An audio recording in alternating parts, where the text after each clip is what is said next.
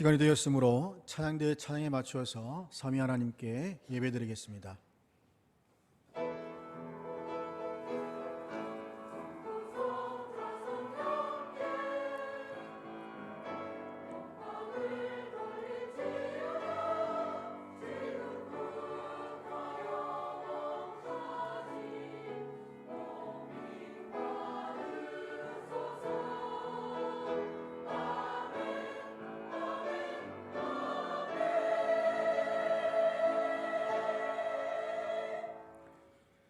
내가 산을 향하여 눈을 돌리라. 나의 도움이 어디서 올까? 나의 도움은 천지를 지으신 여호와에게서로다. 모든 예배 가운데 임하시는 거룩한 삼위 하나님께 영광과 존귀와 찬송을 올려드립니다. 한 주간 저의 삶을 인도하셨지만 구별된 삶을 살지 못함을 용서해 주시옵고, 하나님의 부름받아 예배하러 나온 주의 거룩한 백성들 위해 하늘의 신령한 은혜를 주시며 거룩하신 하나님의 인재를 경험하는 시간 되게 하옵소서. 저희에게 말씀하여 주시고 성령 하나님의 충만하신 은혜와 역사가 저희 안에 있게 하여 주옵소서. 성령께서 이 예배를 주관하시어 영과 진리로 하나님을 예배하게 하여 주옵소서. 진리가 되신 교회 머리신 우리 주 예수 그리스도의 이름으로 기도드립니다. 아멘. 찬송가 15장입니다.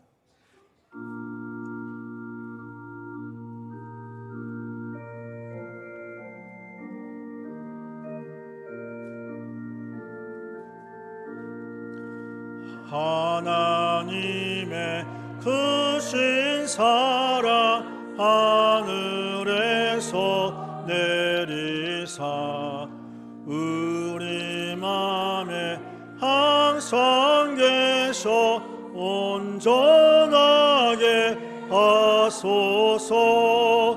우리 주는 자비하사 사랑 무한하시니 두려워서 떠는 자를 구원하여 주소서.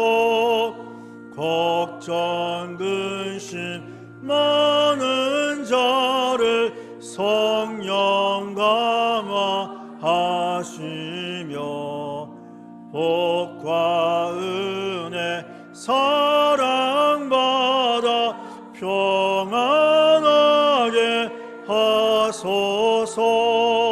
처음과 끝이 되신 주님 항상 인도하셔서 마귀 유혹 받는 것을 속히 끊게 하소서. 전능하신 아버지여 주의 능력 주시고 우리 맘에 임하셔서 떠나가지 마소서. 주께 영광 항상 돌려 천사처럼 섬기며 주의 사랑 영영토록 찬송하게 하소서. 우리들이 거듭나서 흠이 없게 하시고 주의 크신 구원마다 온전하게 하소서. 영광의서 영광으로 천국까지 이르러 크신 사랑 감격하여 경배하게 하소서. 아멘.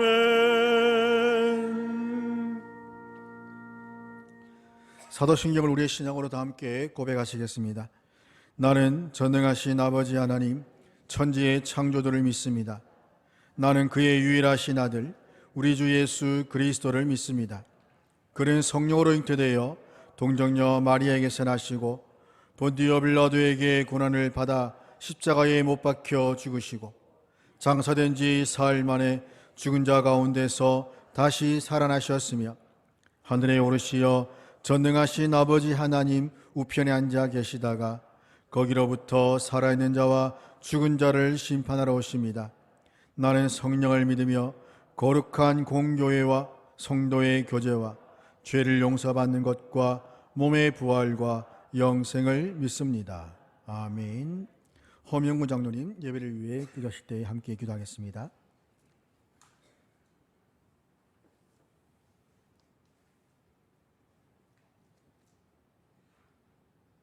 하나님 아버지, 이래종 첫날을 구별하시고 우리에게 거룩하고 복된 성일을 주시고 오늘 하나님 아버지 앞에 성도들 모여 예배드리게 하심을 감사드립니다.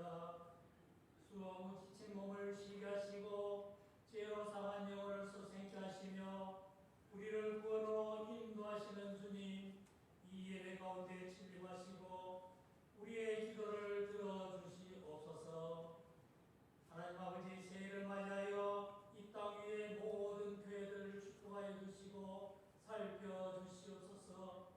주님께서 은혜를 베푸사 이 땅의 모든 교회를 정결케 하시고 진리를 수호하시고 하나님의 백성들을 키워내는 생명의 샘이 되는 한국교회가 되도록 하여 주시옵소서. 새해를 맞이하여 선교사를 위해 기도합니다.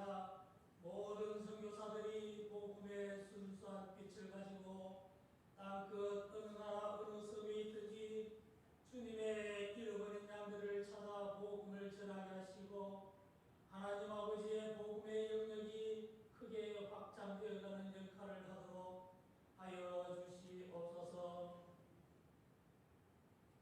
주님, 지난날을 돌아볼 때 우리나라가 어려울 때마다 주님께서 돌보시고 경제국으로 인도하시고 오늘날 선진국으로 되도록 하여 주시니 감사드립니다. 주님께서 돌보시고 키워가신 우리나라 이 땅이 현재는 경제 상황이 매우 어렵습니다. 물가는 올라가고 수입은 줄어드는 현상과 자산의 가치는 떨어지고 이자율은 올라가는 경제적 이상 현상이 심화되어 가고 있고 고통받는 성도들 많이 있습니다.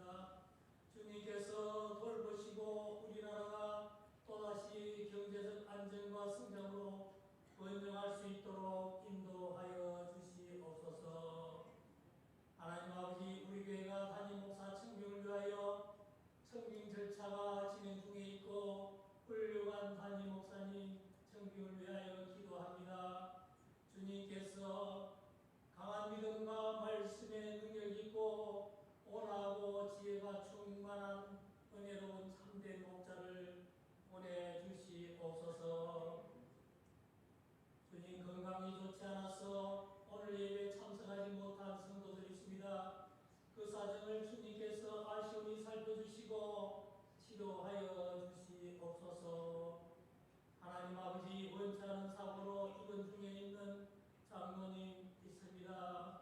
주님께서 만병의 의사가 되시고 유능한 지도자가 되시오니 주님께서 모두 깨끗하게 치료하여 주시옵소서.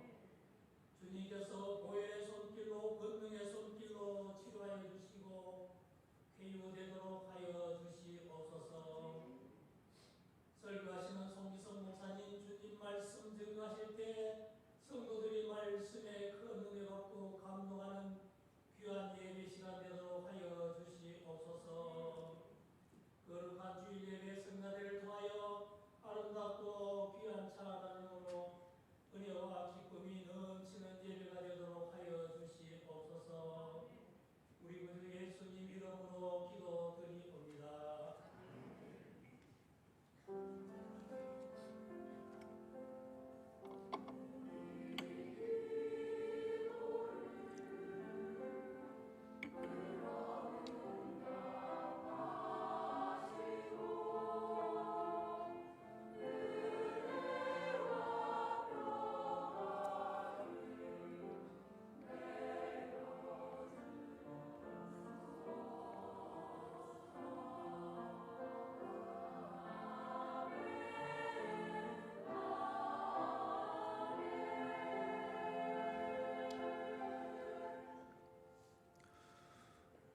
오늘 우리에게 주시는 하나님 말씀은 출애굽기 20장 1절부터 3절 말씀입니다.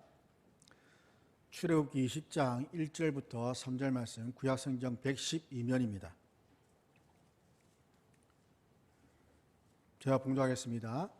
하나님이 이 모든 말씀으로 말씀하여 이르시되 나는 너를 애굽 땅 종되었던 집에서 인도하여 낸 내 하나님 여호와니라. 너는 나 외에는 다른 신들을 내게 두지 말라. 아멘. 할렐루야. 찬양대에 찬양했겠습니다.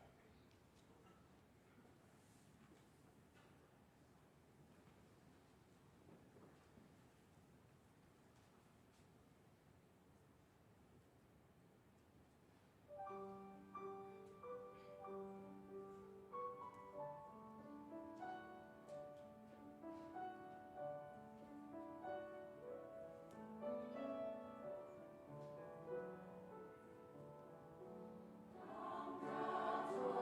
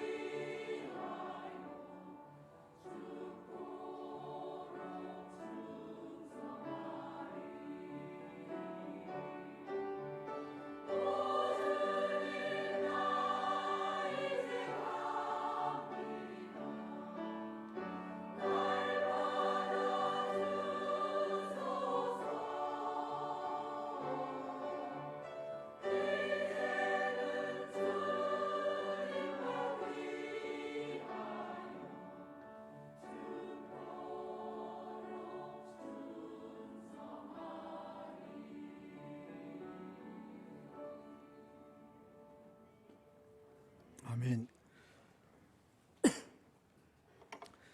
십계명이라는 단어는 아주 우리에게 익숙하고 또 친숙한 단어입니다. 부부 십계명, 또 교사 십계명, 공부 십계명, 신입사원 십계명, 심지어 대부업체 이용자들을 위한 십계명도 있는 것을 보았습니다. 수많은 행동 지침을 10가지로 요약을 해서 쉽게 암기하도록 하는 것이 십계명의 기능이라 할 수 있는데, 그래서 교회 다니지 않는 사람이라 할지라도 이 십계명이라는 단어가 매우 친숙하고 또 익숙하게 들릴 것입니다. 그런데 성경에서 말하는 십계명은 이 세상 사람들이 만들어내는 이러한 십계명과는 달리 하나님의 백성으로 살아야 할 가장 기본적인 내용을 가르치고 있습니다. 십계명은 하나님을 어떻게 예배할지, 또 이웃에 대한 우리의 태도가 어떠해야 할지를 가르치는데, 그래서 십계명은 교훈이나 감화가 아니라 우리의 삶이라고 할 수가 있습니다. 십계명은 삶입니다.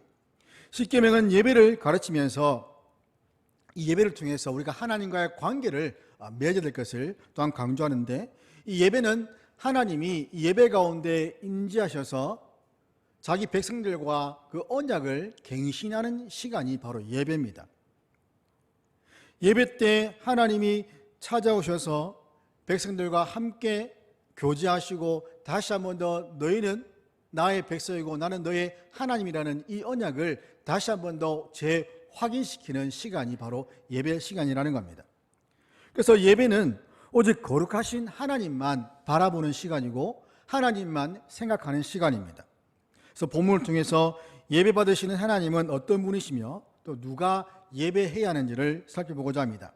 먼저 예배의 대상, 곧 하나님은 어떤 분이신가 라고 우리가 먼저 보아야 되는데, 예배의 가장 기본적인 의미는 부복하는 겁니다. 이 부복이라는 것은 땅에다가 배를 바짝 낮추어서 배를 대는 것을 말하는데, 경배의 대상 앞에서 완전히 몸을 낮추어서 이 바닥에 닿도록 하는 것을 말합니다. 이것은 절대적으로 자신을 낮추는 행위입니다. 경배의 대상 앞에 자신은 높아질 수 없는 존재, 그러기에 그 앞에 철저하게 자신을 낮춤으로써 그 경배의 대상이 하시는 그 모든 행동이나 말을 듣고 결코 거부할 수 없고 저항할 수 없는 그런 표현이 바로 이 부복하다는 표현입니다. 그렇다면 누구를 예배하는가? 이런 질문 이전에 왜 예배해야 되고 또 누가 예배해야 하는가? 라는 질문을 할 수가 있습니다. 누가 예배해야 하고 무엇 때문에 예배해야 하는가? 그러나 이 질문 역시도 누구를 예배하는가 하는 그 질문에 함께 포함이 되어 있다고 볼 수 있습니다. 우리의 예배 대상이 누군지를 바르게 한다면 왜 예배해야 되는지도 알 수가 있습니다. 그래서 이 예배의 대상을 바르게 아는 것이 매우 중요합니다. 3절 보면 너는 나 외에 다른 신들을 내게 두지 말라라고 말씀합니다.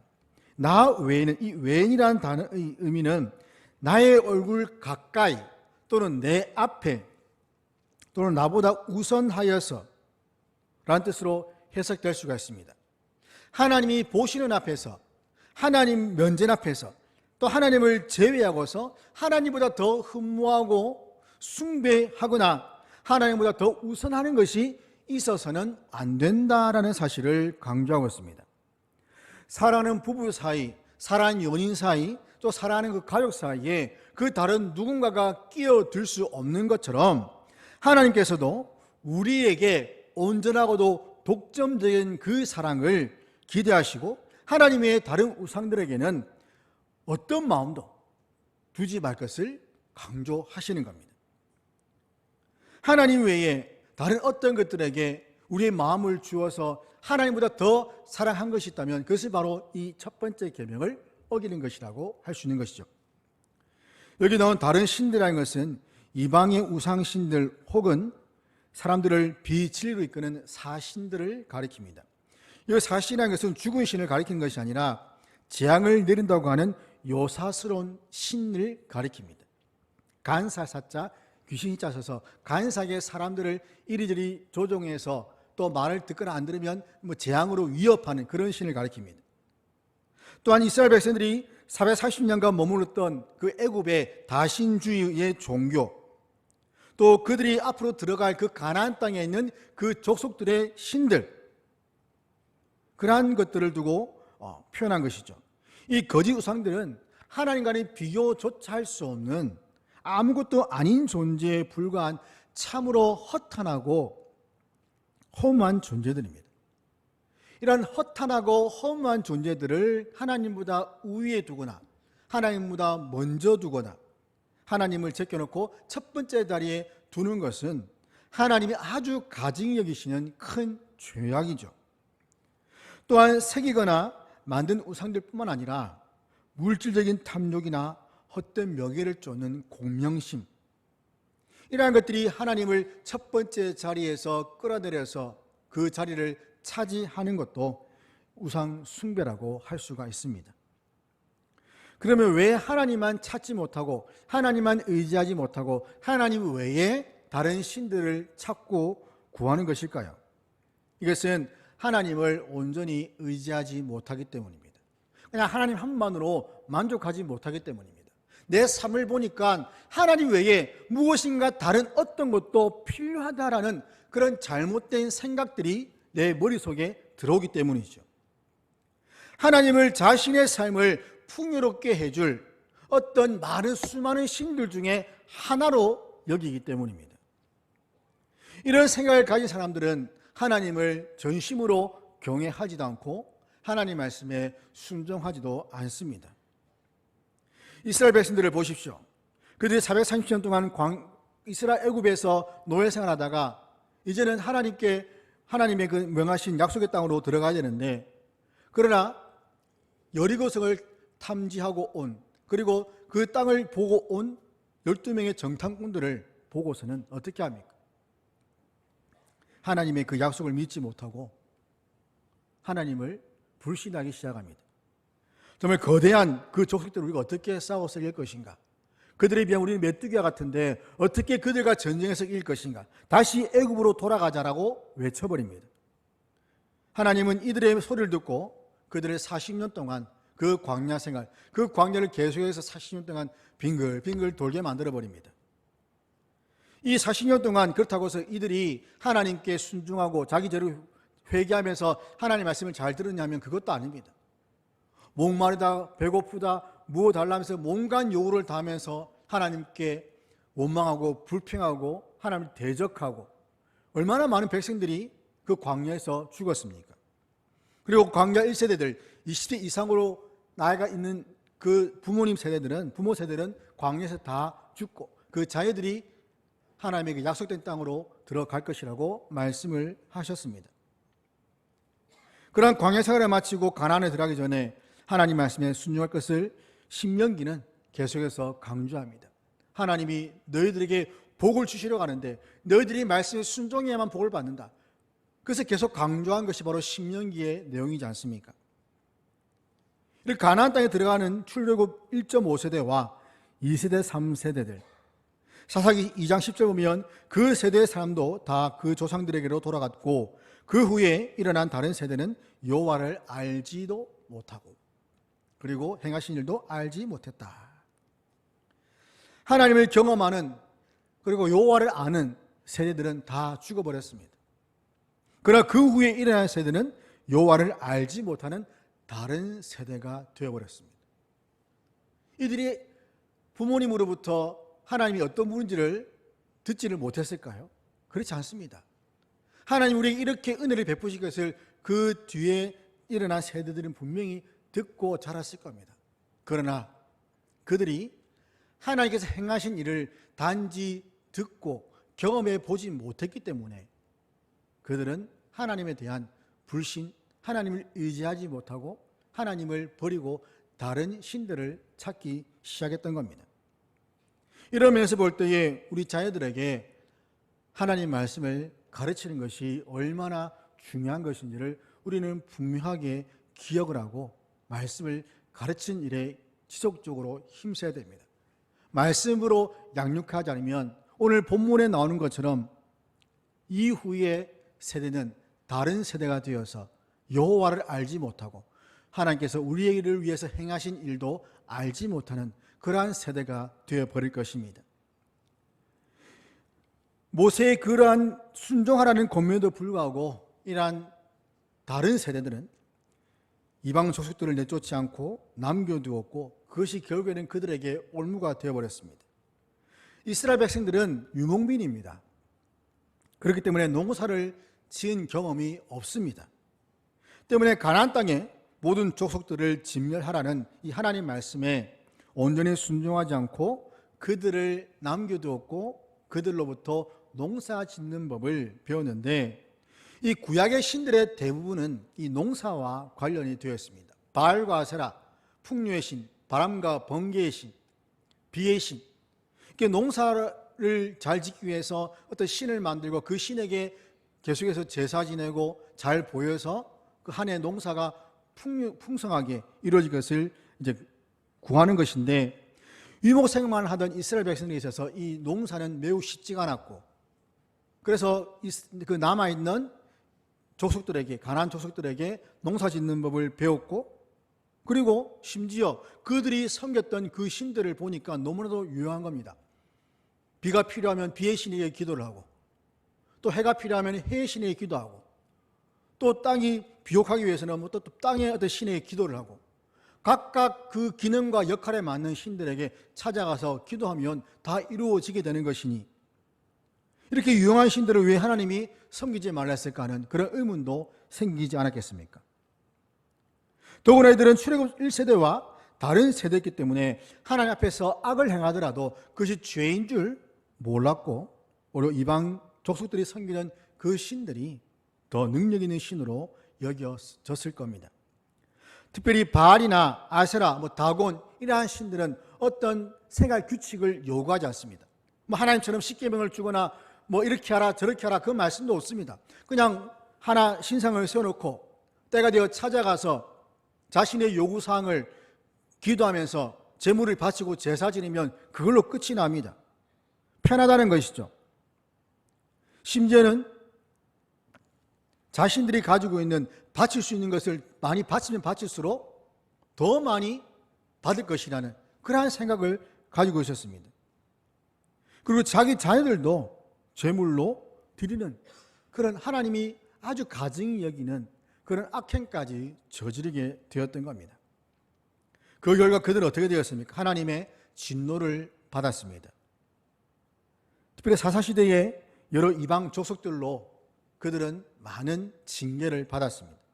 침략과 노략질을 당하는 수모를 겪었습니다. 하나님이 죄를 짓는 이스라엘 백성들에게 징벌을 내리면 그들은 회개하고 하나님이 사사를 보내어서 이방 족속들을 물리치시고 또 한동안 평화로운 생활을 하게 되고 또 그 평화로운 기간이 끝나면 또 다시 죄를 짓고 하나님은 또 징계를 내리시고 구원자를 보내셔서 건지시고 이러한 패턴이 계속해서 반복되는 것이 사사기라는 것이죠. 하나님께서는 이러한 패턴 가운데서도 이스라엘 백성들을 통해서 이방인들을 구원하기로 한 그런 계획을 계속해서 이루어가고 계셨습니다. 그러나 이스라엘 백성들의 불순종을 해서 그들 스스로가 하나님의 백성답게 살지 못했기에 하나님께서는 그들을 지속적으로 훈련시키시고 때로는 징계하시면서 그들을 하나님의 백성다운 모습으로 바꾸어 가셨습니다. 또 여러 선지자를 통해서 하나님께서는 이스라엘 백성들이 그 무지함을 깨닫도록 하셨습니다. 호세아 4장 6절 보면 내 백성이 지식이 없음으로 망하는도다. 내가 지식을 버렸으니 나도 너를 버려 내 제사장이 되지 못하게 할 것이요 내가 내 하나님의 율법을 잊었으니 나도 내 자녀들을 잊어버리리라. 지식이 없음으로 망했다라고 합니다. 하나님이 아는 지식이 없음으로 망했다고 합니다. 그 무지함인 줄 모르고 그냥 살다 보니까 결국에는 하나님이 아닌 다른 것들을 하나님으로 여기면서 그것을 하나님처럼 생각하고 거기에다가 예배하고 제사하는 잘못된 신앙생활을 한다는 겁니다. 하나님 아는 바른 지식을 우리는 가져야 됩니다. 이 지식이 없으면 망합니다. 이스라엘은 하나님 주신 그 율법, 그 율법의 의미보다 그 율법의 행위에 더 치중하였고 그 율법의 행위를 더 가치 있게 여겼습니다. 그러다 보니 율법이 말씀하는 그 담긴 그 정신은 다 사라지고 그냥 형식만 남게 된 것이죠. 제사도 형식적으로 드리게 됩니다. 무엇인가 자꾸 요구만 하니까 사람이 피곤해지고 힘들어지니까 그냥 대충 하는 것으로만 끝내버리게 됩니다. 그것만큼 힘든 신앙생활은 없을 겁니다. 여러분들의 신앙생활은 어떻습니까? 그냥 와야 되니까 주일이니까 오는 의무감을 가지고 어쩔 수 없이 그 무거운 발을 이끌면서 오는 그런 예배의 자리입니까? 아니면 정말 하나님이 나를 구원하신 그 은혜에 내가 감사하면서 이 예배하는 이 자리를 정말 한 주간 내내 사모하는 마음으로 기대하면서 이 자리에 참여하고 있습니까? 형식과 행위에만 집중하다 보니 남는 것은 아무것도 없고 오직 고통과 그냥 괴로움만 남게 되는 겁니다. 결국 성자 하나님께서 육신을 입고 이 땅에 오셔서 하나님이 어떤 분이시며 하늘나라가 어떤 곳인지에 대해서 가르치시고 선포하시며 치유의 능력으로 하나님 나라를 보여주셨습니다. 더 나아가서 궁극적으로 하나님의 그 백성들의 가장 기본적인 삶이 예배라는 것을 가르쳐 주셨습니다. 사마리아 여인과의 대화에서 예수님께서는 요한복음 4장 24절에서 하나님은 영이시니 예배하는 자가 영과 진리로 예배할지니라고 말씀하십니다. 우리의 예배 대상은 이스라엘 백성들이 섬겼던 그런 우상과 어떤 거짓 신들 그러한 것들이 아니라 영이신 하나님이십니다. 오늘 우리 주변에 많은 신들이 있습니다. 종교에도 여러 신들이 있습니다. 그리고 우리 일상생활을 편하게 해주고 불가능하다고 여겼던 그러한 것들을 가능하게 해주는 과학이라는 신도 있습니다. 전기, 지금 우리가 사용하는 이 전기나 의자나 시계나 여러 가지 많은 것들 다 과학의 힘이지 않습니까?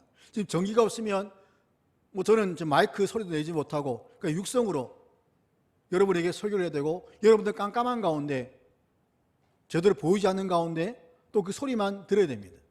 그리고 의자를 발명하지 못했다면 의자 없이 그냥 바닥에 앉아 있어야 될 겁니다. 또 건축 기술이 발달하지 않았다면 어떻게 되겠습니까? 그냥 천장이 뚫려 있는 그냥 넓은 들판이나 바람이 불어서 다 맞아야 되는 그런 어떤 한 장소에 모여서 아마 예배를 할지도 모르겠습니다. 이러한 과학의 힘, 이 힘을 우리는 갖고 있고 또 이것을 누리고 있습니다. 또 멀리 있는 분들은 교회 오기가 힘드니 자동차로 오게 되는데 차를 가지고 오게 되는데 차가 없으면 걸어와야 되고 또 걸어오기 귀찮으니까 그냥 오지 않게 되고 가까운 곳에 가게 되고 또 텔레비전도 마찬가지죠. 게다가 스마트폰도 마찬가지입니다. 모두가 다 이 핸드폰이 없으면 생활이 안 됩니다. 컴퓨터나 인터넷도 마찬가지죠. 이 모든 것들이 인간의 삶에 아주 필수품이 되어버렸습니다.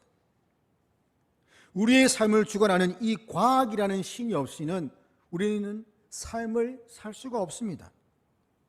이러한 것들이 없이는 아무것도 할 수 없는 그런 존재로 전락해버리고 말았습니다. 인간을 이롭게 하고 편안하게 하기 위해서 만든 이 문명의 이기가 오히려 인간의 기능을 제한하고 인간의 능력을 상실하게 해버리는, 핸드폰에 전화번호를 다 저장되어 있으니까 옛날 같으면 전화번호를 그래도 몇 개는 외워야 되는데 심지어 가족들 전화번호도 제대로 외우지 못하는 경우가 얼마나 많습니까? 그냥 단축번호만 누르면 전화가 걸리니까 너무 편하니까요. 그러니까 우리의 기억력은 점점 감퇴되고 있습니다. 뇌를 쓰지 않으니까 기억력도 감퇴되고 또 여러 가지 모든 것들이 다 잘못된 부정적인 그런 기능들이 나타나게 된다는 것이죠.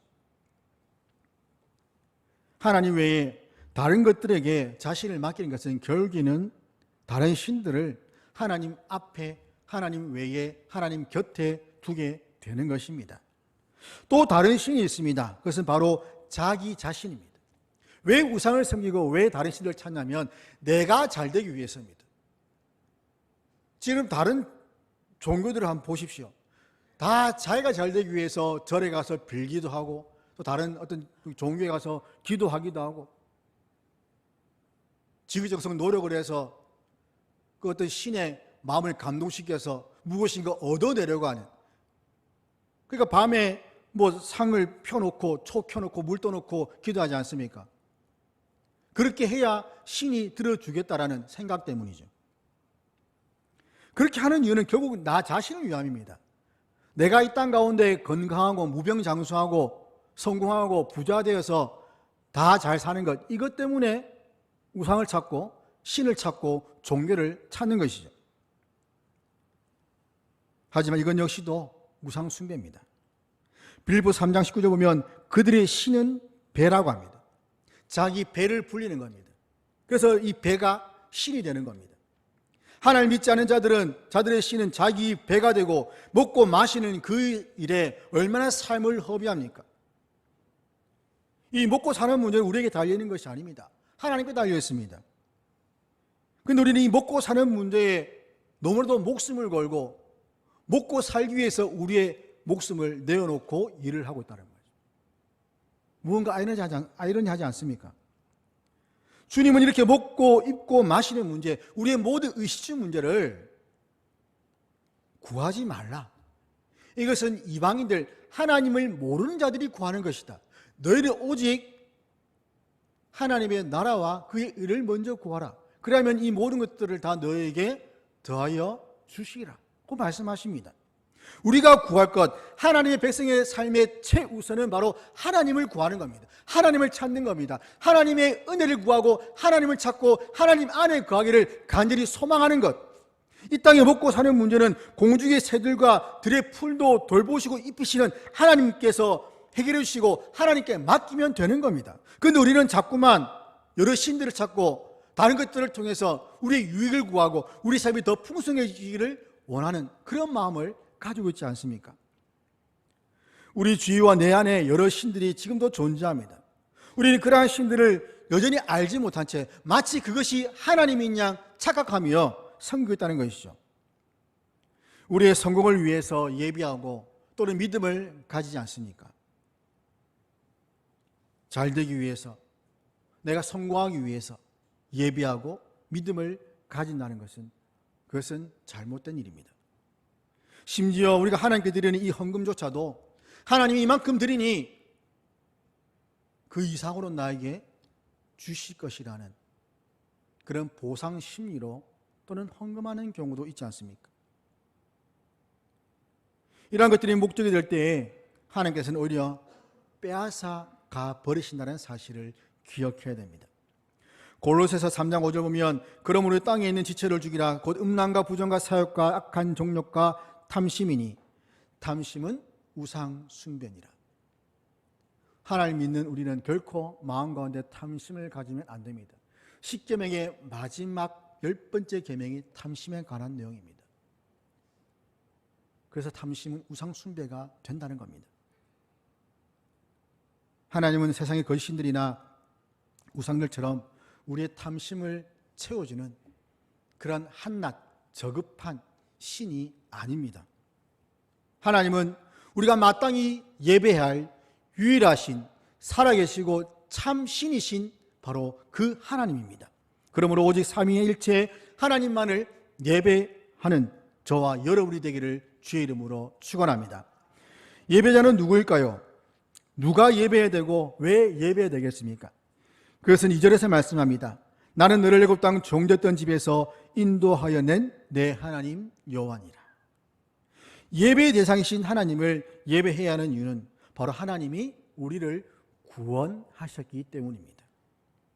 구원받은 자들은 마땅히 하나님을 예배해야 합니다. 그것이 하나님 우리를 구원하신 목적이기 때문이죠. 그래서 우리는 예배를 통해서 말씀하시는 그 하나님의 말씀을 겸손하게 들어야 됩니다. 주일에 교회에 와서 우리가 설교를 들을 때에 아주 이 설교 말씀이 도덕적이고 어떤 윤리적인 그런 강의로 들어서는 안 됩니다. 이렇게 사십시오, 저렇게 사십시오 하는 그 근본적인 이유가 뭐냐면 바로 하나님께서 우리를 구원하셨기 때문에, 그렇게 사는 것이 하나님의 영광과 직결되기 때문에 그렇게 살라고 말하는 것이지, 그렇게 사는 그것 자체가 우리 삶의 목적이 되어서는 안 된다는 말입니다. 하나님의 백성으로서 어떻게 한 주간 이 세상 속에서 넘어지지 않고 승리하며 살 수 있는 것인가? 더 나아가서 그렇게 나를 살게 하시는 하나님이 누구신가? 하는 것을 듣는 것이 바로 이 예배 시간에서 선포되는 말씀이라는 겁니다. 우리는 이러한 예배를 소중하게 여김에도 불구하고 종종 예배를 빠지는 경우가 있죠. 물론 개인적인 특별한 일이 있어서 예배를 빠질 때가 있습니다. 그 예배를 빠지는 것도 처음 빠지게 되면 매우 마음 가운데 찔림이 있고 하나님께 죄송하고 정말 이 뭔가 알게 모르게 부끄러운 수치감을 느끼는데 이것이 한 번, 두 번 반복되다 보면 그러한 마음은 점점 사라지게 되고 무엇이 생기냐면 그럴 수도 있지. 내 옆에도 우리 교회도 뭐 다른 집사님들, 장로님들, 권사님들 다 주일날 뭐 일절 때문에 빠지는데 그럴 수도 있지 하는 합리화하는 그런 마음이 생겨버립니다. 그리고 하는 말이 꼭 예배 시간에만 예배되느냐, 주일에만 예배되느냐, 뭐 개인적으로 하나님을 만날 수도 있지, 개인적으로 예배 드릴 수 있고 할 수 있지 않느냐라고 말하는 것이죠. 그러면 이 예배 시간 외에 여러분들 한번 잘 생각해 보십시오. 과연 하나님을 내가 정말 온전히 다른 것들의 방해를 일체 받지 않고 하나님께 집중하고 예배할 수 있는가? 주일 예배 외에 말입니다. 또는 수요일이나 또 금요 기도회, 새벽 기도 외에 그 외에 수많은 24시간 중에 뭐 잠자는 시간 빼고 나면 어쨌든 뭐 많은 시간이 있지만 그 시간들 동안 교회 오지 않고 혼자 예배를 할 수 있느냐는 말입니다. 할 수 없습니다. 자신 있게 말씀드리지만 할 수 없습니다. 온전히 하나님을 예배할 수 없습니다. 심지어 예배당에 오더라도 하나님을 온전히 예배하기 어렵습니다. 온갖 생각들이 우리 생각 속에 사로잡혀서 우리를 예배에 방해합니다. 마음을 어지럽게 합니다. 그리고 또 바쁘다 보면 언제 어떻게 앉아서 자기 시간을 내서 예배할 수 있습니까? 아침에 여러분 성경 한 장 읽는 거 쉽습니까? 어렵습니다. 늘 마음은 먹지만 성경 한 장 읽는 것이 정말 어렵고 힘들다는 겁니다. 심지어 기도 1분 하는 것도 정말 어렵습니다. 왜 그렇습니까? 분주하기 때문이죠. 마음이 없기 때문입니다.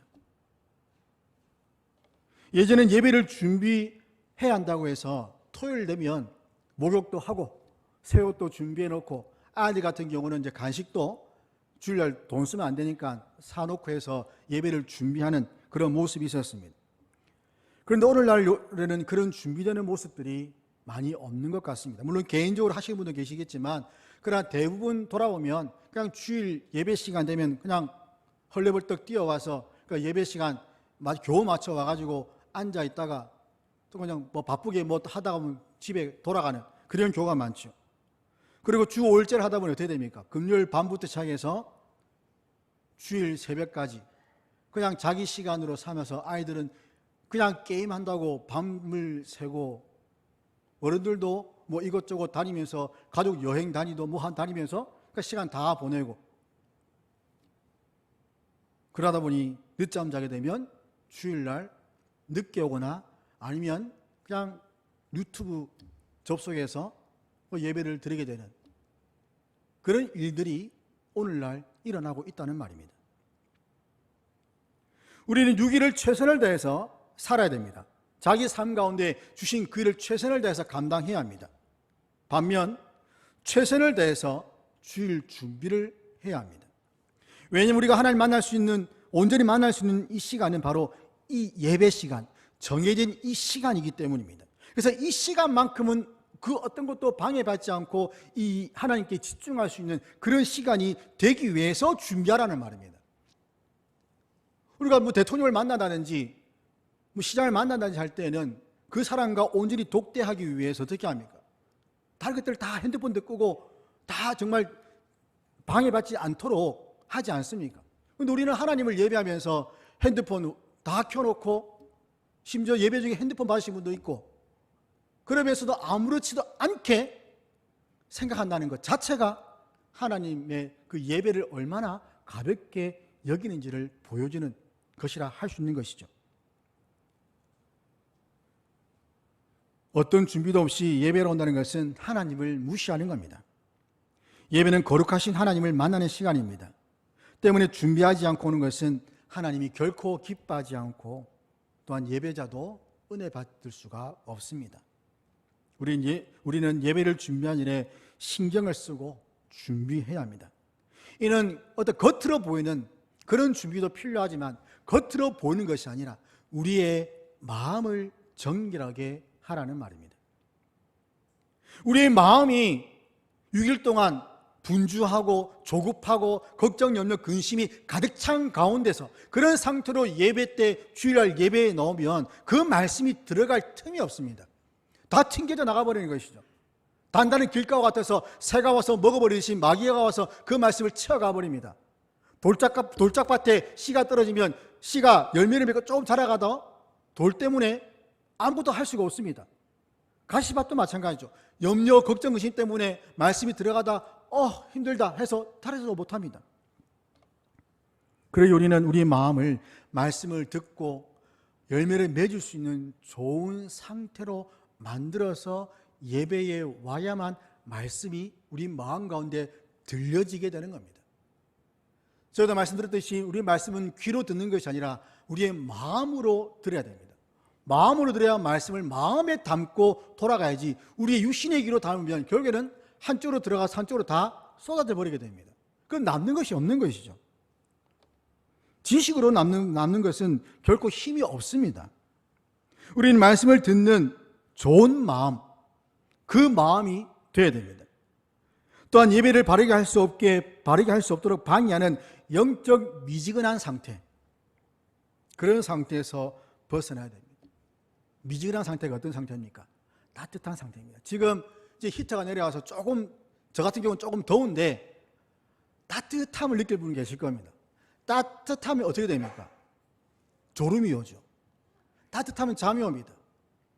영적 미지근함은 그 사람으로 하여금 영적으로 자게 만들어버립니다. 따뜻하니까 잠이 오는 거죠. 그러기에 이 영적 미지근한 상태에서 벗어나려면 평소에 이 경건의 훈련을 우리는 빠뜨려서는 안 됩니다. 난로에 불을 지필 장작을 그 온도 유지하기 위해서 넣는 것과 그 불을 활활 태우기 위해서, 쇠를 녹이기 위해서 불을 뜨겁게 하는 것은 분명히 다른 일입니다. 또는 장작이 없으면 불은 꺼져버리고 맙니다. 우리는 이전에 받은 그 은혜만 간직하고 그 은혜만 계속해서 유지하려고 한다면 결국 영적인 미지근한 상태, 아무것도 아닌 상태죠. 우리의 마음이 뜨거워지려면 말씀의 장작이 필요합니다. 하나님의 말씀을 읽어야 됩니다. 말씀을 읽어야만 우리 마음 가운데 성령께서 불을 일으킬수록 하실 수 있는 것이고, 기도할 때 힘이 나는 것이고, 우리 삶 가운데 어떤 상황 속에서도 어려움과 고난이 온다 할지라도 그 말씀으로 이겨낼 수가 있는 겁니다. 말씀이 우리 마음 가운데 많이 있으면 있을수록 성령께서 그 말씀을 생각나게 하셔서 사탄과 싸울 수 있도록 하시는 것이죠. 예수님이 사탄을 무엇으로 물리치셨습니까? 말씀으로 물리치셨습니다. 성령의 검인 그 진리의 말씀, 그 말씀으로 사탄을 물리치셨습니다. 그러기에 우리는 이 경건 훈련을 게을리하면 안 됩니다.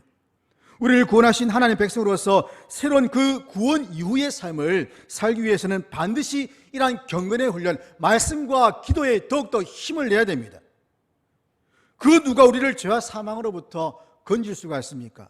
하나님 외에 다른 어떤 것은 우리를 죄와 사망으로부터 건져낼 수가 없습니다.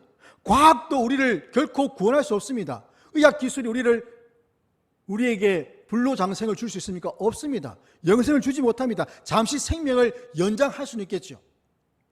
그러나 영원히 살지 못하게 한다는 겁니다. 구원은, 영생은 오직 예수 그리스도를 통해서만 가능합니다. 출애굽 때와 마찬가지로 우리 구원 역사에서도 그리스도께서 피를 흘렸습니다. 출애굽 당시 어땠습니까? 어린 양을 잡아서 그 피를 문간에 뿌리면서 그 피 뿌린 그 집을 넘어가게 하고 구원을 받았죠. 마찬가지로 예수 그리스도의 그 피가 우리에게 뿌려짐으로 말미암아 우리는 구원을 받은 자가 되었습니다. 사망이 우리를 건너뛰게 되었던 겁니다. 그래서 예수 그리스도를 믿는 자들은 구원을 받고 하나님의 자녀가 되는 권세를 받습니다. 하나님의 자녀들의 해야 할 일은 무엇입니까? 하나님을 예배하는 겁니다. 하나님의 자녀들은 바로 예배자입니다. 하나님께서 이스라엘 백성들을 애굽에서 나오게 하시기 위한 이유가 바로 예배하기 위함이다라고 말씀합니다. 모세에게 말하기를 바로에 가서 내 백성을 끌어내라. 내가 그들을 데리고 나가서 나에게 제사하도록 하겠다. 하나님께 제사하는 것, 예배하는 것, 이것이 바로 하나님의 구원의 목적입니다.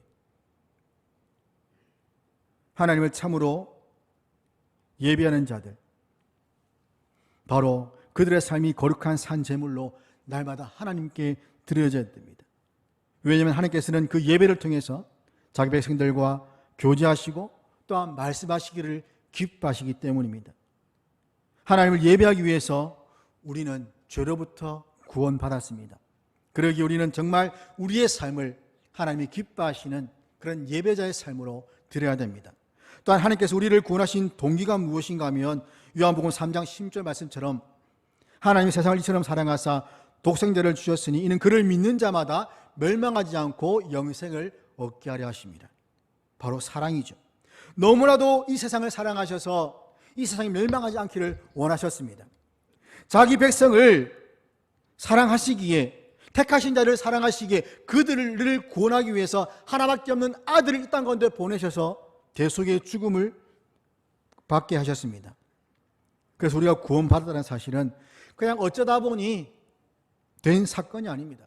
뭐 어쩌다 길을 가다가 우리 영원한 교회 전도팀을 만나서 전도지 받고 또 교회에 와서 예배 드리다 하다 보니 지금까지 신앙생활을 하게 되었다가 아니라 그 모든 구원 과정 가운데 하나님이 섭리하시는 그 일이 있었기 때문에 예배하는 자가 되었고 또한 하나님을 찬양하고 하나님을 사랑하는 그런 한 명의 하나님의 백성이 되었다는 겁니다. 그러기에 이것은 그냥 스쳐 지나간 일이 아니라 바로 우리 삶 가운데 일생일대의 최대의 크고도 놀라운 사건이라는 것이죠. 영원한 죽음에 처한 우리를 예수 그리스도께서 십자가의 보혈로 살려주셨다는 그 사실은 이 세상의 어떠한 구원과도 비교할 수 없는 대사건입니다. 그리고 이 구원은 단지 우리 자신만 구원받은 그것이 아니라 우리의 삶의 모든 영역도 이 구원 안에 포함이 되어버립니다. 이스라엘 백성들이 애굽에서 노예 생활을 했습니다.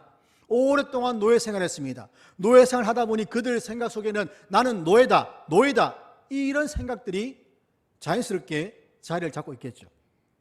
이 노예 근성이라 하지 않습니까? 그 큰 나라 애굽에서 그 많은 문화를 접했고 종교를 접했고 그곳에 모든 것들이 익숙해져 있는 그들에게 이제는 그들의 노예가 아닌 한 나라의 국가의 국민으로 시민으로 살 수 있도록 하시기 위해서 그들을 구원하셨고 그들을 신분을 변화시켜 주셨습니다. 하나님의 백성으로 또 한 나라의 국민으로서 그들을 구원하신 것은 신분의 변화뿐만 아니라 그 신분에 맞는 삶도 동일하게 요구하시는 겁니다. 예수 믿은 후에 과거의 모습은 다 단절해야 됩니다. 예수 믿은 후에 그 신분은 바뀌었지만 그 신분에 맞는 합당한 삶은 나타나지 않는다면 그것이 더 큰 문제가 아니겠습니까? 자리가 사람을 바꾼다는 말이 있습니다. 신분이 그 사람을 바꾸어야 됩니다. 우리는 하나님의 백성들, 거룩한 자들, 그리스도인, 예수님의 제자 이러한 여러 호칭들, 여러 신분들을 가지고 있으면 그에 합당한 삶이 마땅히 따라 나와야 됩니다. 그 갈라디아서 5장 1절 보면 그리스도께서 우리를 자유롭게 하려고 자유를 주셨으니 그러므로 굳건하게 서서 다시는 종의 멍에를 매지 말라. 다시는 이전의 그 모습으로 돌아가서 거기에 노예 생활을 하지 말라는 겁니다. 그런데 우리 어떻게 합니까? 자꾸만 돌아가려고 합니다. 자꾸 이전 삶으로 돌아가서 그것이 좋았는데 그때가 좋았는데 그러나 그때는 이미 지나가 버리고 없는 때입니다. 우리는 하나님이 원하시는 새로운 삶을 살아야 됩니다.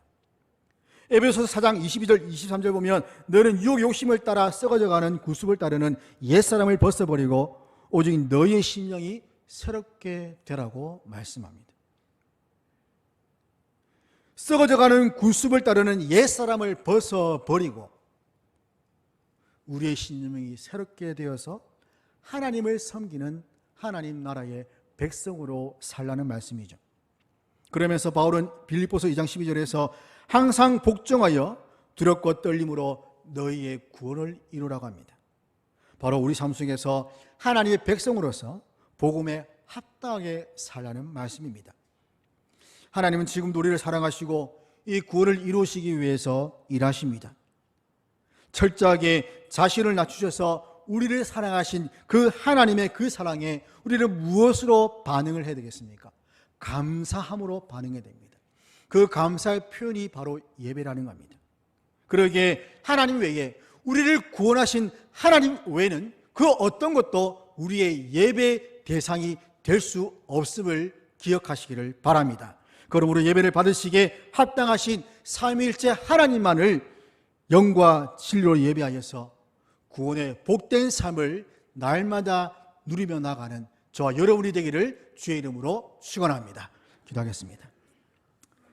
전능하신 하늘 아버지 하나님, 저희 아버지가 되시고 날마다 저희의 삶을 보호하시고 인도하시니 감사합니다. 특별히 구원하신 은혜에 감사하며 매주일 함께 모여 하나님을 예배합니다. 저희의 예배를 받아주시고 날마다 구원받은 은혜에 감사하며 살게 하옵소서. 이는 내 힘과 노력으로 되는 것이 아님을 기억하며 날마다 성령 하나님을 의지하며 저희의 몸을 거룩한 산제물로 드리는 영적 예배자로 살게 하여 주시옵소서. 우리 주 예수 그리스도의 이름으로 기도합니다. 아멘. 67장 부르겠습니다.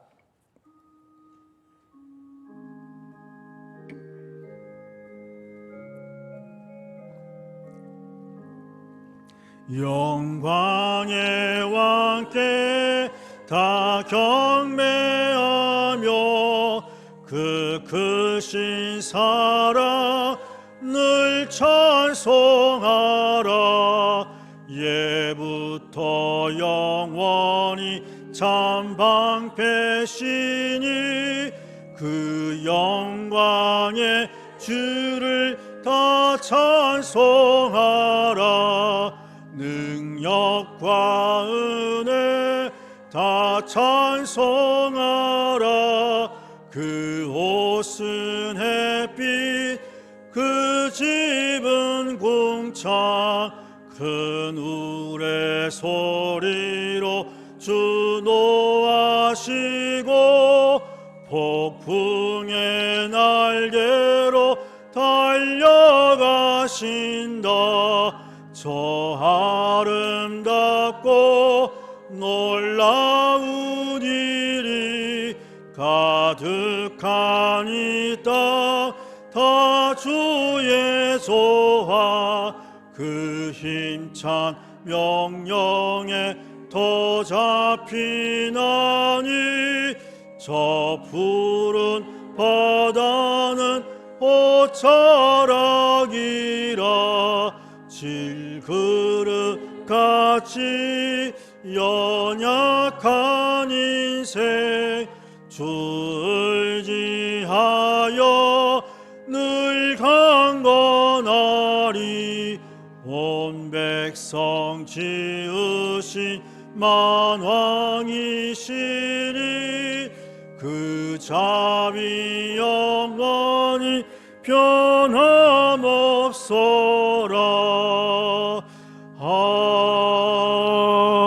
아멘. 교회 소식 전하겠습니다.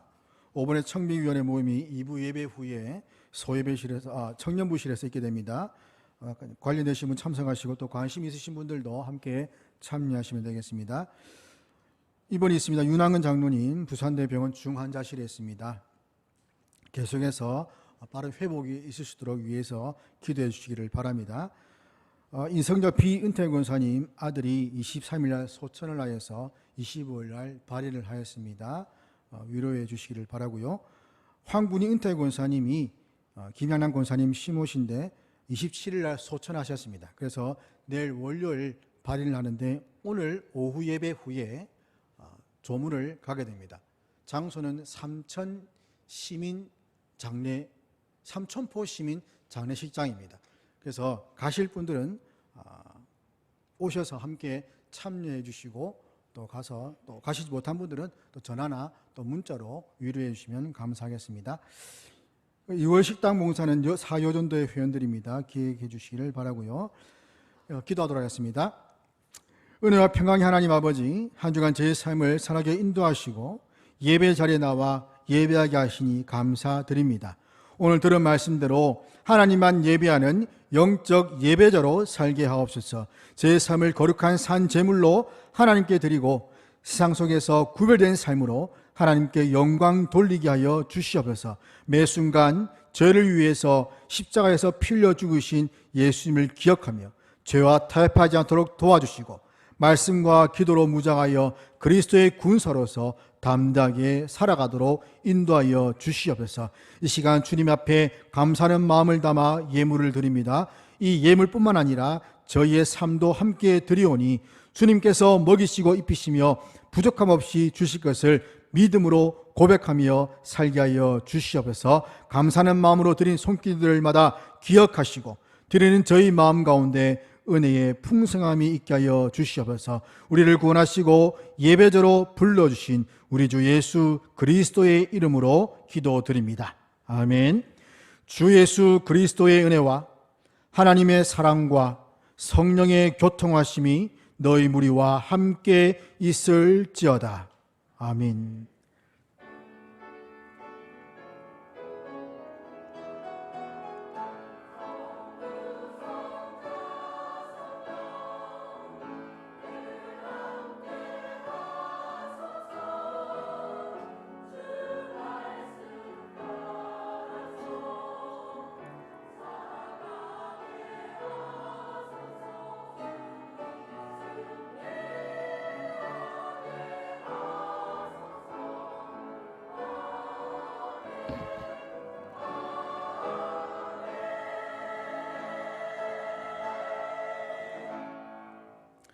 좌우에 계신 분들과 인사하시면서 너는 시냇가의 식문나무로 함께 부르고 예배를 마치도록 하겠습니다.